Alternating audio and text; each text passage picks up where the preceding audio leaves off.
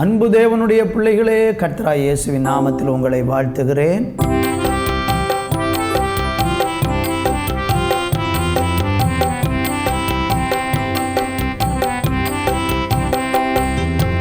என்ன எனக்கு இல்லாமல் போனாலும் கிருபை எனக்கு போதுமையா.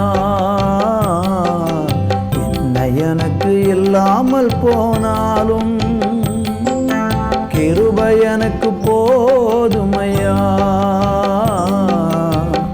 அன்னந்தண்ணி ஆகாரம் இல்லாமல் போனாலும், அன்னந்தண்ணி ஆகாரம் இல்லாமல் போனாலும் மகிமை எனக்கு போதுமையா. என் இயேசுநாதா, மகிமை எனக்கு போதுமையா. என்ன எனக்கு இல்லாமல் போனாலும் கிருபை எனக்கு போதுமையா. என்ன எனக்கு இல்லாமல் போனாலும் கிருபை எனக்கு போதுமையா. சுற்றத்தாரும் முற்றத்தாரும் என்னை மறந்தாலும் நீர் என்னை மறப்பதில்லையே. சுற்றத்தாரும் முற்றத்தாரும் என்னை மறந்தாலும் நீர் என்னை மறப்பதில்லையே. தாய் மறந்தாலும் தந்தை மறந்தாலும், தாய் மறந்தாலும் தந்தை மறந்தாலும் உள்ளங்கையில் என்னை வரைந்தீரே. உள்ளங்கையில் என்னை வரைந்தீரே. என்ன எனக்கு இல்லாமல் போனாலும் கிருபை எனக்கு போதுமையா. என்ன எனக்கு இல்லாமல் போனாலும் கிருபை எனக்கு போதுமையா. அன்னந்தண்ணி ஆகாரம் இல்லாமல் போனாலும், அன்னந்தண்ணி ஆகாரம் இல்லாமல் போனாலும் கிருபை எனக்கு போதுமையா. என் இயேசு ராஜா, கிருபை எனக்கு போதுமையா. என்ன எனக்கு இல்லாமல் போனாலும் கிருபை எனக்கு போதுமையா. என்ன எனக்கு இல்லாமல் போனாலும் உன் கிருபை எனக்கு போதுமையா.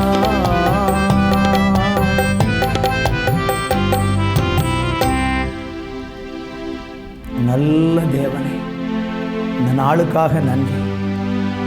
எல்லாமே எங்களை விட்டு போனாலும் உங்கள் கிருபை எங்களை சூழ்ந்திருக்கிறதற்காக நன்றி. உம்முடைய வல்லமை எங்களை பாதுகாக்கிறதற்காய் நன்றி. உம்முடைய பலன் எங்களை ஆளுகிறதற்காய் நன்றி. இயேசுவின் நாமத்தில் பிதாவே, ஆமேன், ஆமேன். அன்பு தேவ பிள்ளைகளே, இந்த நாளிலையும் கூட நம்ம தியானிக்கும்படியாக 2 நாளாகமத்தின் புஸ்தகம் 31ஆம் அதிகாரம் 21வது வசனத்தை வாசிக்கிறேன். வேதம் சொல்லுகிறது, அவன் தேவனுடைய ஆலயத்தின் வேலைகளிலும் தன் தேவனை தேடும்படிக்கு நியாயப்பிரமாணத்திற்கும் கற்பனைக்கும் அடுத்த காரியங்களிலும் என்ன செய்ய தொடங்கினானோ அதை எல்லாம் தன் முழு இருதயத்தோடும் செய்து சித்தி பெற்றான். அன்பு கர்த்தருடைய பிள்ளைகளே, வாசித்து இந்த வசனத்தில் எசேக்கியா ராஜாவை குறித்து சொல்லப்படுகிற ஒரு அருமையான வார்த்தை பாருங்கள். தேவனுக்காக ஒரு மனுஷன் உத்தமமாகவும் உண்மையாகவும் வாழும்படியாக தீர்மானித்து ஆண்டவருடைய சித்தத்தின்படி ஜனங்களை தேவன் பக்கமாக திருப்பி, ஜனங்களை தேவன் பக்கமாய் திருப்புகிறது மாத்திரமல்ல, அவனும் தேவனோடு கூட நெருக்கமான ஒரு உறவுக்குள்ளே வந்தபோது வேதம் சொல்லுகிறது, என்னென்ன செய்ய தொடங்கினானோ அதையெல்லாம் தன் முழு இருதயத்தோடும் செய்து சித்தி பெற்றான் என்று நம்ம பார்க்கிறோம். இந்த உலகத்தில் பாருங்கள், நம்ம வாழும்போது நம்ம செய்ய வேண்டிய காரியங்கள், கடமைகள் நிறைய இருக்கிறது. நம்ம குடும்பத்துக்கு செய்ய வேண்டிய கடமைகள் இருக்கிறது, இந்த உலகத்துக்கு நாம் செய்ய வேண்டிய கடமைகள் இருக்கிறது. இன்னும் அதையெல்லாம் தாண்டி மிக முக்கியமாக நம்ம தேவனுக்கு செய்ய வேண்டிய சில காரியங்கள் இருக்கிறது. ஆண்டவருக்கு செய்கிற காரியமானாலும் மனுஷனுக்கு செய்கிற காரியமானாலும் எந்த ஒரு செயலையும் நாம் தேவனுடைய பார்வையில் முழு இருதயத்தோடு நம்ம செய்ய ஆரம்பித்தோம்னா அந்த காரியத்தில் நிச்சயமாக நாம் சித்தி பெறுவோம் என்பதில் சந்தேகமே இல்லை. ஆதியாகம புஸ்தகத்திலே 39ஆம் அதிகாரம் 2வது வசனத்தில் வாசிக்கும்போது யோசேப்பை குறித்து வேதம் சொல்லுகிறது, கர்த்தர் யோசேப்போடு இருந்தார், அவன் சித்தி உள்ளவனானான், அவன் எகிப்தியனாகிய தன் எஜமானனுடைய வீட்டில் இருந்தான்.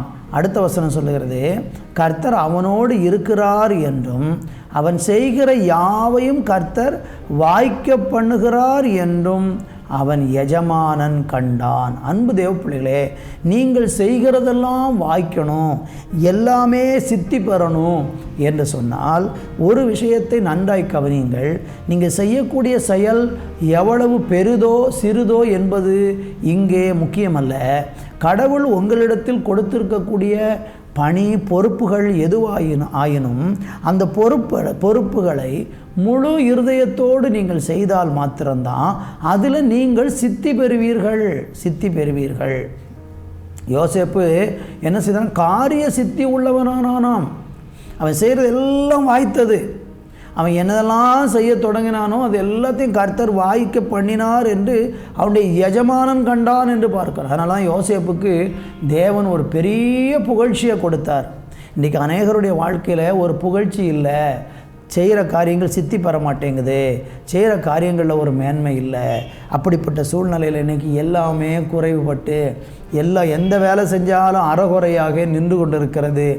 எதையும் செய்து முடிக்க முடியலை. காரணம் என்னவென்றால் நாம் செய்கிற காரியங்களை முழு இருதயத்தோடு செய்யாததுனால அது சித்தி பெறாமல் போகிறது, முழுமை அடையாமல் போகிறது. எனவே இன்றைக்கு கடவுள் உங்கள் கையில் கொடுத்துருக்கிற பொறுப்பு என்ன? ஊழியமாக இருக்கலாம், அல்லது ஒரு வேலையாக இருக்கலாம், குடும்பத்தின் பொறுப்பாக இருக்கலாம், பிள்ளைகளுடைய காரியமாக இருக்கலாம், ஆண்டவருடைய சபையில் உங்களுக்கு ஆண்டவர் ஒரு பணி கொடுத்திருக்கலாம். எந்த பணியை கொடுத்தாலும் அதை நேர்த்தியாக அதை முழு இருதயத்தோடு நீங்கள் செஞ்சு பாருங்கள், அந்த காரியத்தை கர்த்தர் சித்திக்க பண்ணுவார். இன்றைக்கி உங்கள் வாழ்க்கையில் அப்படி செய்ய ஆண்டவர் விரும்புகிறார். நீங்கள் இடம் கொடுக்க இன்றைக்கி ஆயத்தமாக இருக்கிறீங்களா? இன்றைக்கே கர்த்தர் உங்களை காரிய சித்தி உள்ளவனாக மாற்றி ஆசீர்வதிக்க விரும்புகிறார். அன்பு தகப்பனே, இந்த நாளிலே நாங்கள் செய்ய வேண்டிய ஒவ்வொரு கடமைகளையும் பொறுப்புகளையும் ஆண்டவரே எங்கள் கையில் ஆண்டவர் ஒப்படைச்சிருக்கிற ஒவ்வொரு காரியங்களையும் நாங்கள் உண்மையாய் முழு இருதயத்தோடு செய்கிற ஒரு மனதை எங்களுக்கு தாங்கப்பா. முறுமுறுப்பை மாற்றி போடுங்கப்பா.